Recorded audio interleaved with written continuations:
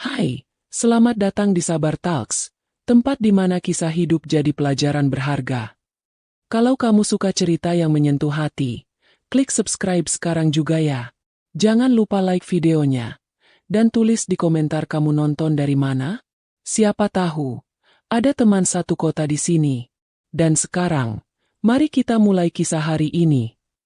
Aku masih ingat jelas suara langkah kaki ayah yang menjauh dari rumah pada suatu malam 10 tahun lalu. Usianya waktu itu baru 40, tapi raut mukanya sudah sering terlihat lelah dan dingin. Tak ada pelukan perpisahan, tak ada penjelasan yang layak. Ia hanya pergi, seperti menutup pintu tanpa niat kembali. Sejak saat itu, aku hanya hidup berdua dengan ibu. Kami tinggal di rumah kecil di pinggiran kota, mengandalkan warung makan sederhana sebagai sumber penghidupan. Hari-hariku diisi dengan sekolah, membantu ibu, dan menyeka air matanya diam-diam setiap malam. Aku, Laras, gadis biasa yang menyimpan luka tidak biasa. Aku tidak tahu kemana ayah pergi, dan ibu tak pernah benar-benar menjawab. Ia hanya bilang ayahmu memilih jalan lain. Jalan lain? Apa maksudnya? Menjadi petualang? Berpindah ke kota besar? Atau ke pelukan perempuan lain? Lama-lama aku berhenti bertanya. Tapi luka itu tak pernah betul-betul sembuh. Dan rupanya, luka yang tak disembuhkan, hanya menunggu waktu untuk terbuka kembali. Sore itu, aku sedang berjalan keluar dari sebuah toko buku. Baru saja membeli novel lawas yang kutaksir sejak lama. Jalanan ramai, khas akhir pekan. Saat aku menyeberang pelan di zebra cross depan mall, mataku menangkap sosok laki-laki parubaya berdiri di depan gerai es krim, menggandeng seorang gadis remaja dan seorang wanita elegan berkerudung putih. Jantungku seolah berhenti berdetak. Sosok itu, garis wajahnya, postur tubuhnya, bahkan caranya berdiri dengan tangan di saku, semuanya terlalu familiar. Itu, ayahku. Ia tertawa pelan saat gadis kecil itu menyodorkan es krim ke arah bibirnya. Lalu, wanita di sebelahnya menyentuh lengan ayah dengan mesra. Aku mematung. Keringat dingin merayapi punggungku. Dunia terasa bergeser sedikit. Ayahku, yang katanya pergi entah kemana, ternyata masih hidup, dan punya keluarga baru. Seketika itu juga aku membalikan badan, menelusup ke antara kerumunan. Aku tak ingin mereka melihatku. Atau lebih tepatnya, aku belum siap untuk melihat wajah ayah yang kini tampak begitu bahagia, tanpa aku. Malam itu aku tak bisa tidur. Aku berbaring di ranjang sambil menatap langit-langit kamar yang catnya mulai mengelupas. Suara kipas angin tua terus berdecit, menyatu dengan denting waktu yang terasa menyakitkan. Ibu masih belum pulang dari pasar malam. Katanya mau belanja bahan masakan untuk warung besok pagi. Aku sendirian di rumah, ditemani bayangan masa lalu. Kupandangi foto lama di meja belajarku. Aku dan ayah, waktu aku masih TK. Kami tersenyum lebar di taman kota. Aku duduk di pundaknya, memegang balon warna merah. Apa kau pernah memikirkan aku, Yah? Bisikku lirih. Air mataku menetes tanpa suara. Aku membenci perasaan ini. Aku benci fakta bahwa aku masih merindukannya. Walau ia yang menghancurkan keluarga kami. Beberapa hari kemudian, aku mengikuti pelatihan jurnalistik mahasiswa di luar kota. Aku sebenarnya malas ikut, tapi dosenku terus mendorong agar aku lebih aktif. Laras, kamu punya potensi jadi penulis feature yang bagus. Ikut. Ya, kamu butuh cerita nyata buat jadi penulis hebat, katanya. Aku berangkat dengan setengah hati. Tapi nyatanya, disinilah awal semua berubah. Di hari kedua pelatihan, aku duduk berdampingan dengan seorang gadis bernama Nadia. Ia mengenalkan diri dengan ramah, senyumnya cerah, dan dia mudah membuat orang merasa nyaman. Kami cepat akrab. Kami sama-sama suka kopi hitam, sama-sama senang membaca puisi, dan bahkan punya cita-cita jadi penulis. Aku suka caramu menulis, ucapnya setelah membaca catatanku. Terima kasih. Kamu juga hebat, balasku. Tapi ada sesuatu yang aneh. Setiap aku menatap wajah Nadia, ada rasa tak asing. Wajahnya, matanya, bentuk alisnya, bahkan suara tawanya, mengingatkanku pada seseorang. Tapi siapa? Rasa penasaran itu makin menjadi saat Nadia mengajakku mampir ke rumahnya. Dekat kok dari sini. Biar sekalian aku balikin buku yang kamu pinjam, katanya. Aku mengiyakan. Kami naik ojek online dan sampai di rumah bercat abu-abu di kompleks perumahan elit. Nadia mengetik kode di pagar otomatis, lalu menuntunku masuk. Di ruang tamu yang dingin dan rapi, mataku langsung tertumbuk pada sebuah bingkai foto besar yang tergantung di dinding. Itu dia, sosok laki-laki yang kulihat di mall. Ayahku. Ia berdiri memeluk Nadia dan seorang wanita berjilbab putih. Di bawah foto tertulis, "Keluarga bahagia, 2015. Aku terduduk di sofa dengan kaki gemetar. Laras, kamu gak apa-apa? Tanya Nadia, heran melihatku pucat. Aku buru-buru berdiri. Maaf, aku harus pulang sekarang, ucapku cepat, sambil meraih tas. Nadia kebingungan, tapi tak sempat menahan. Begitu sampai di luar rumah, aku mengatur napas. Mataku panas.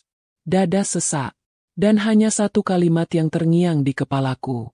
Ternyata aku baru saja masuk rumah adik kandungku sendiri.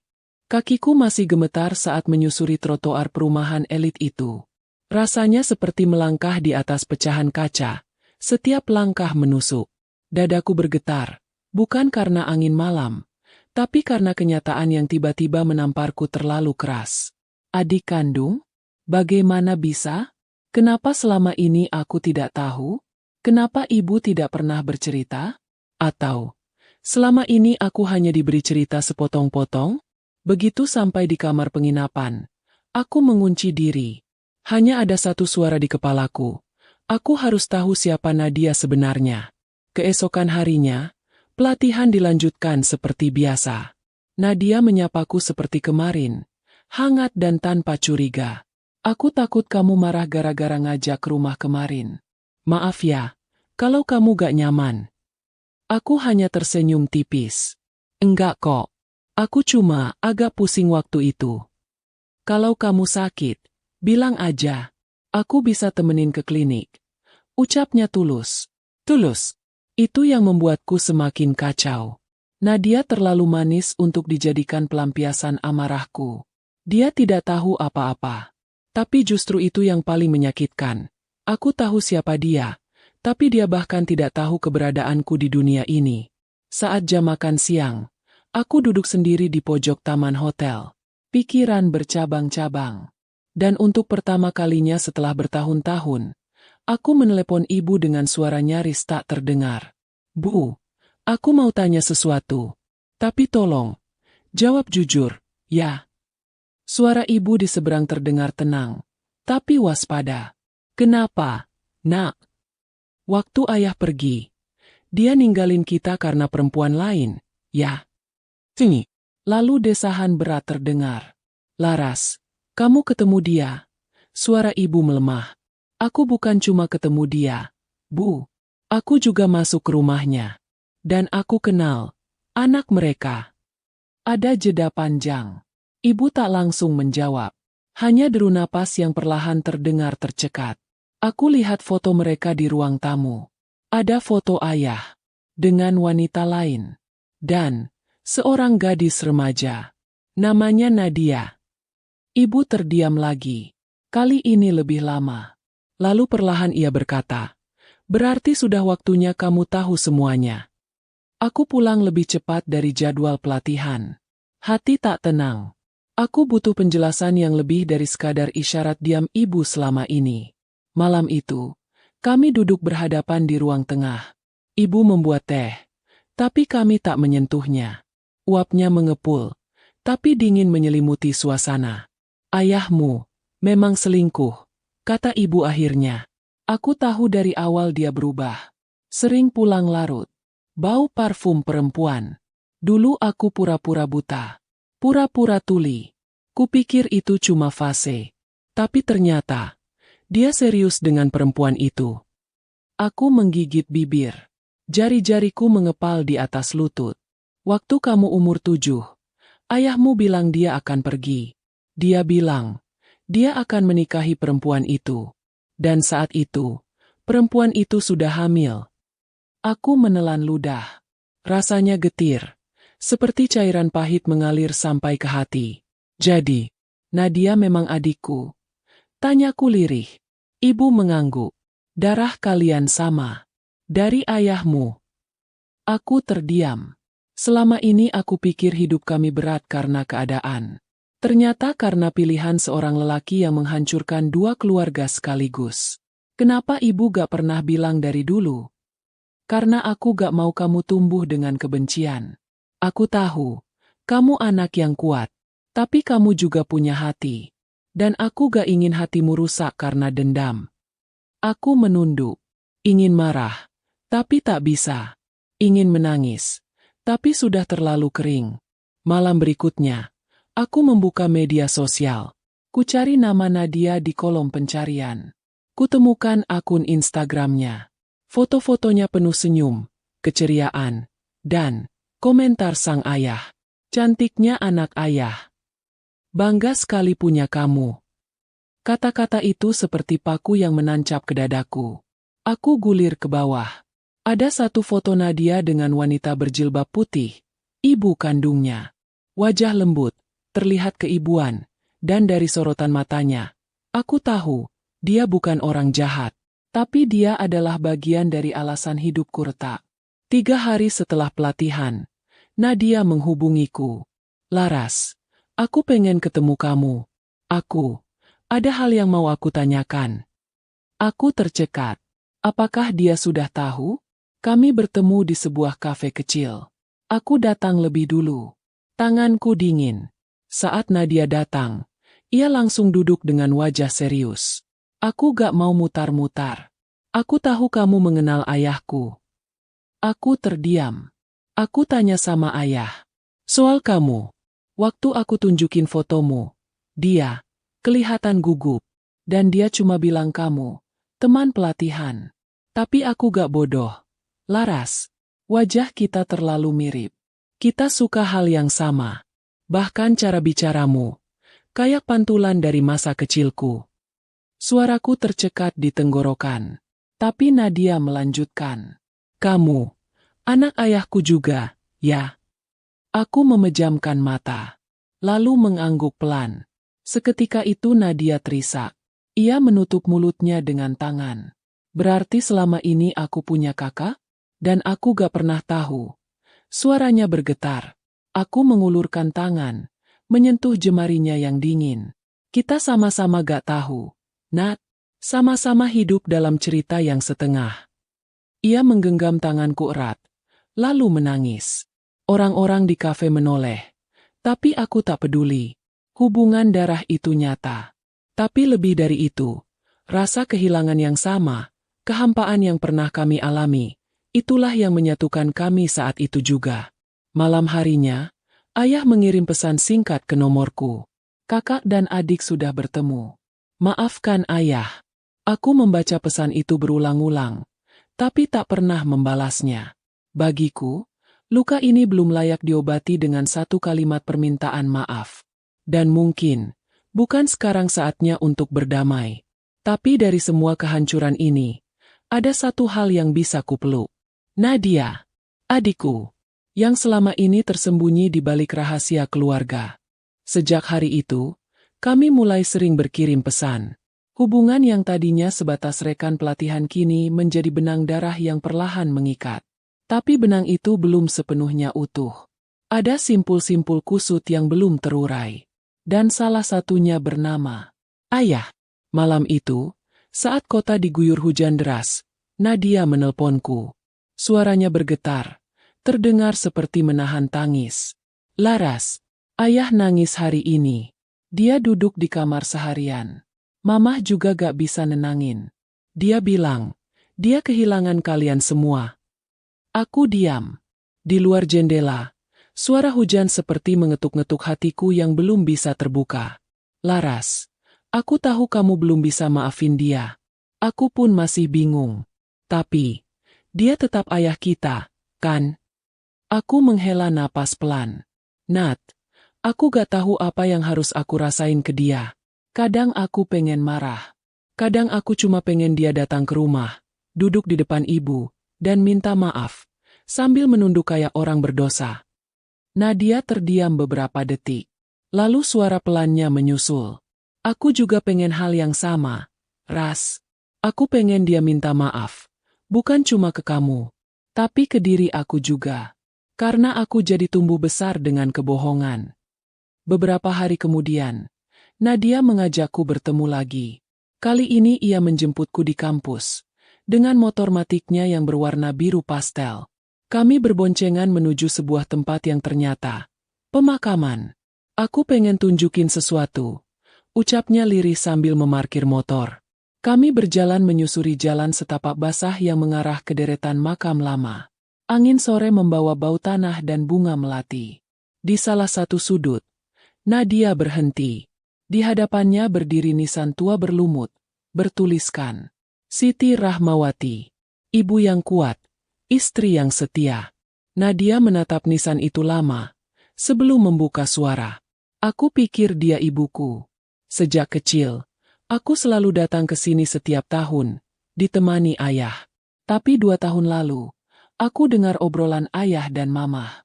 Dan ternyata, mamah bukan istri pertama. Ibu kandungku adalah perempuan lain. Seorang perempuan yang ayah nikahi diam-diam sebelum akhirnya menikah lagi. Aku menatapnya kaget. Jadi, kamu juga dibesarkan dalam rahasia. Nadia mengangguk pelan. Ayah bilang, ibu kandungku meninggal saat melahirkanku. Dan untuk menyelamatkan nama keluarga, dia langsung menikahi perempuan lain. Perempuan yang selama ini kupanggil mamah. Aku baru tahu semua itu 2 tahun lalu. Tapi, selama ini aku diam. Aku takut kalau aku tanya lebih jauh, aku akan kehilangan semua yang ku tahu. Dunia kami ternyata lebih gelap dari yang aku kira. Selama ini aku pikir aku satu-satunya yang hidup dalam bayang-bayang pengkhianatan. Ternyata, Nadia juga menjalani hidup dalam labirin kepalsuan. Dan yang menyakitkan, sosok yang seharusnya melindungi kami, justru yang membungkam kebenaran itu. Seminggu kemudian, aku mengumpulkan keberanian. Aku berdiri di depan rumah besar yang dulu sempat kudatangi bersama Nadia. Tanganku gemetar saat memencet bel. Seorang wanita paruh baya membukakan pintu. Aku mengenalnya. Wajahnya ada di foto ruang tamu. Perempuan itu, istri ayah. Assalamualaikum. Sapaku pelan. Wanita itu mengernyit. Waalaikumsalam. Maaf, ini siapa? Aku menarik napas. Nama saya Laras. Perempuan itu membatu. Mata kami saling bertaut. Seperti ada kesadaran yang tiba-tiba mengalir ke wajahnya. Perlahan, ia melangkah mundur. Tangannya menggenggam kusen pintu erat-erat. Laras, anak itu. Aku mengangguk. Saya anak dari suami ibu. Anak dari masa lalu yang ditinggalkan. Wanita itu tampak limbung. Tapi sebelum aku berkata lebih jauh, suara berat memanggil dari dalam rumah. Siapa? MAH. Dan dari dalam rumah, muncul lelaki yang selama ini hanya hidup dalam kenanganku. Ayah. Langkahnya terhenti saat melihatku. Wajahnya menegang. Mata kami saling menatap. Dan dalam diam itu, ada begitu banyak kata yang tak terucapkan. Laras. Ucapnya dengan suara tercekat. Aku menelan ludah. Ini bukan momen dramatis dari film. Ini nyata. Dan rasanya, jauh lebih pahit. Aku gak datang buat marah, kataku pelan. Aku cuma pengen tahu, kenapa? Ayah menunduk. Bahunya bergetar. Lalu ia bergerak ke samping, membuka pintu lebih lebar. Masuklah, katanya. Kami duduk di ruang tamu. Wanita itu, yang ternyata bernama Bumira, memilih masuk ke dapur. Mungkin memberi ruang bagi kami. Ayah duduk di depanku, memegangi gelas kopi yang tak disentuh. Ayahmu pengecut, katanya pelan. Aku kabur dari semua tanggung jawab waktu itu. Aku diam. Biarkan ia bicara.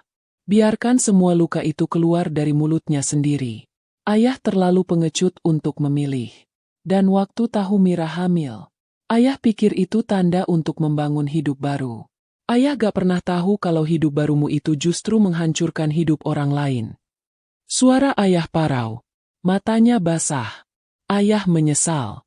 Setiap tahun ulang tahunmu, ayah diam-diam cari tahu kabarmu lewat teman-teman. Tapi ayah gak punya keberanian datang. Setiap ayah lihat fotomu dari kejauhan, ayah selalu bilang ke diri sendiri, itu bukan waktunya. Tapi ternyata, waktu itu gak pernah datang. Aku menunduk. Ada air yang menggenang di mataku, tapi belum tumpah. Aku gak butuh ayah minta maaf dengan kata-kata.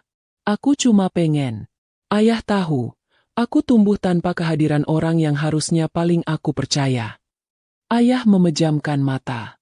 Ayah tahu, dan ayah akan menebusnya semampu ayah. Bukan dengan uang, bukan dengan hadiah, tapi dengan jadi ayah. Kalau kamu masih mengizinkan. Aku tak menjawab, tapi kurasa itu cukup untuk hari ini. Sebelum pulang, aku menemui Bu Mira. Ia berdiri di dapur sambil memotong buah. Bu, panggilku pelan. Ia menoleh, ragu. Saya tahu, saya adalah luka dari masa lalu. Tapi saya gak akan jadi duri di keluarga ini. Saya hanya ingin mengenal adik saya dan berdamai dengan hidup. Wanita itu menatapku. Wajahnya tenang, tapi matanya menyimpan banyak cerita. Dulu saya benci kamu, Laras, karena kamu adalah bukti kalau suami saya pernah mencintai perempuan lain. Tapi semakin saya tua, saya sadar, kamu gak salah apa-apa. Aku tersenyum kecil, lalu berpamitan.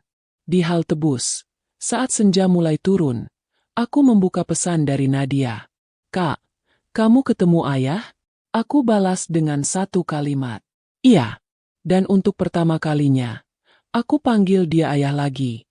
Setelah kukirim pesan itu, aku tak langsung mematikan ponsel. Tanganku masih menggenggam erat. Seakan belum percaya dengan apa yang baru saja terjadi. Tubuhku duduk kaku di bangku halte. Sementara bus-bus melintas satu persatu tanpa aku perhatikan. Dadaku terasa ringan. Untuk pertama kalinya dalam hidup, aku tidak menahan dendam itu terlalu dalam. Namun ketenangan itu tidak berlangsung lama. Beberapa hari setelah pertemuan itu, Nadia mengirimiku pesan suara dengan nada cemas. Kak, ayah dan mamah bertengkar hebat tadi malam. Aku dengar semuanya. Mamah bilang dia udah tahu kamu bakal datang. Tapi ayah gak pernah jujur soal semua masa lalu itu. Mamah kecewa karena ternyata dia bukan satu-satunya yang ayah sembunyikan sesuatu darinya. Aku mendengarkan pesan itu berulang-ulang. Setiap kata seperti serpihan kaca yang menusuk sisi lain dari konflik keluarga kami. Aku kira semua rahasia sudah terbuka. Tapi ternyata masih ada yang mengendap. Dan kali ini bukan tentang aku atau Nadia. Tapi tentang ayah sendiri. Sore itu, Nadia mengajakku bertemu di taman kota. Tempat yang sering kami kunjungi dulu saat pelatihan jurnalistik. Tempat yang waktu itu terasa netral. Tapi hari ini, ada hawa tak nyaman yang melingkupi. Kak, Nadia memulai dengan suara pelan. Aku nemu sesuatu. Ia menyerahkan sebuah amplop putih kusut. Di bagian depan tertulis tulisan tangan. Untuk Nadia, jika suatu hari kamu mencurigai siapa dirimu. Amplop itu ditemukan Nadia saat tanpa sengaja membuka laci meja kerja ayah. Isinya bukan surat panjang seperti yang kami bayangkan, tapi salinan akta kelahiran. Bukan akta Nadia, tapi milik seseorang bernama Putri Anindya Rahma. Lahir pada tanggal dan tahun yang sama dengan Nadia. Dan di bagian kolom ayah, tertulis nama yang sama, Baskara Yudhatama. Aku siapa, Kak? Tanya Nadia nyaris tak terdengar. Kenapa nama di akta ini beda? Aku membaca berulang kali. Lalu kulihat ke bagian bawah halaman. Ada stempel rumah sakit, tanda tangan, dan catatan kaki kecil. Anak diadopsi secara legal melalui pengalihan hak asuh. Dek, Nat, kamu bukan anak kandung dari ibu yang kamu pikir sebagai ibumu. Bisikku perlahan. Nadia menggeleng. Wajahnya pucat pasi. Tapi ayah bilang ibuku meninggal waktu aku lahir. Mungkin itu juga bagian dari cerita yang dibuat. Supaya kamu gak mencari tahu siapa kamu sebenarnya. Malam harinya, aku mendatangi rumah ayah. Tapi kali ini, tidak hanya sebagai anak yang ditinggalkan, melainkan sebagai wakil dari seorang adik yang baru saja kehilangan pijakan hidupnya. Ayah duduk di ruang tamu, tampak lelah dan jauh lebih tua dari usianya. Di depannya, amplop putih itu telah terbuka. Nadia menolak bicara langsung, memilih diam di kamar dan mengunci diri sejak pulang tadi sore. "Jadi, kamu nemu akta itu?" ucap ayah pelan. "Kenapa kamu sembunyiin semuanya?" tanyaku dingin. "Bahkan setelah semua ini, kamu masih punya rahasia lain?" Ayah memejamkan mata. Ia menggosok wajahnya dengan telapak tangan. Aku pikir, aku bisa menyelamatkan semuanya. Tapi nyatanya, kebohongan itu seperti racun. Makin lama disimpan, makin mematikan. "Siapa Putri Anindya Rahma itu?" "Yah?" desakku. Ayah tidak tahu dari mana harus mulai. Katanya, suaranya retak. "Putri adalah anak kandung dari wanita yang pernah menjadi selingkuhan ayah sebelum Mira. Wanita itu datang ke rumah saat Mira hamil besar. Dia meninggalkan bayi di depan rumah, lalu pergi. Ayah panik. Ayah takut Mira tahu. Jadi ayah bawa bayi itu ke rumah sakit dan urus semua dokumen adopsi diam-diam. Aku membeku. Dan kamu beri nama dia Nadia." Ayah mengangguk. "Mira tahu soal adopsi. Tapi ayah bilang itu anak dari kerabat jauh yang meninggal. Mira percaya, karena saat itu dia sendiri butuh kehadiran bayi setelah keguguran." Air mataku menetes. Kali ini bukan karena sakitku, tapi karena aku melihat Nadia sebagai gadis yang bahkan lebih kehilangan dari aku. Aku kehilangan ayah, tapi dia kehilangan akar hidupnya. Esoknya, aku kembali ke rumah Nadia. Bu Mira menyambut dengan mata bengkak. "Dia gak mau makan sejak tadi malam. Hanya mau bicara sama kamu." Aku masuk ke kamar Nadia perlahan. Ia duduk berselimut di pojok ranjang, memeluk lututnya sendiri. Saat melihatku, ia langsung melemparkan tubuhnya ke pelukanku dan menangis keras. "Kak, aku gak tahu siapa aku. SSSTT, kamu adikku. Itu satu-satunya hal yang pasti. Tapi, kalau bukan anak kandung siapa-siapa, kalau semuanya cuma kebohongan, apa aku punya hak buat marah?" Aku menarik napas panjang. "Kamu punya hak untuk marah, Nat. Kamu punya hak untuk kecewa, hancur, dan mempertanyakan semuanya. Tapi kamu juga punya hak untuk membangun ulang dirimu. Kamu bukan kebohongan. Kamu korban dari kebohongan. Dan itu beda." Ia terisak lama di pelukanku. Lalu, seperti ada tenaga yang bangkit dari dalam dirinya, ia berkata dengan suara pelan tapi penuh tekad, "Aku mau cari tahu siapa ibu kandungku." Beberapa hari berikutnya, aku membantu Nadia mencari jejak perempuan yang meninggalkan bayi bernama Putri Anindya Rahma. Kami menyusuri dokumen rumah sakit, catatan adopsi, dan akhirnya menemukan satu nama yang terus muncul, Arlina Sari. Seorang perempuan yang bekerja sebagai staf rumah sakit 20 tahun lalu. Statusnya kala itu tidak menikah, dan menghilang tak lama setelah melahirkan. Kami akhirnya melacak alamat terakhir yang tercatat di KTP lama, sebuah rumah kecil di kota tua, sekitar 2 jam dari tempat kami tinggal. Rumah itu kini ditempati seorang pria tua yang mengatakan bahwa Arlina adalah keponakannya. Dia pindah ke luar pulau. Tapi waktu itu dia sempat bilang, anaknya dititipkan ke ayah kandungnya. Laki-laki yang katanya pengusaha kaya, tapi sudah beristri. Wajah Nadia memucat. "Itu ayahku." Pria tua itu mengangguk. "Saya cuma tahu dia menitipkan anak itu karena gak mau anaknya dibesarkan dalam kemiskinan kayak dia. Tapi Arlina juga bilang, suatu hari dia akan kembali mencarinya." Kami pulang sore itu dengan kepala penuh pertanyaan. Tapi satu hal menjadi jelas bagi kami berdua. Hidup adalah jaringan rahasia, dan kadang kita sendiri harus memilih untuk memotongnya atau menjahitnya kembali. Nadia menatapku saat kami duduk di pinggir jembatan, melihat matahari tenggelam. "Kak, kamu masih mau jadi kakakku?" Aku tertawa kecil sambil mengusap rambutnya. Darah bisa dibuktikan lewat tes. Tapi menjadi kakak itu keputusan. Dan aku sudah memilih. Nadia menunduk. Kedua matanya basah. Tangannya menggenggam erat jemariku. Seolah takut aku akan menghilang jika dilepaskan. Sore itu, di bawah langit oranye keemasan, kami berdua duduk di pinggir jembatan dengan perasaan yang tak bisa dijelaskan oleh kata-kata.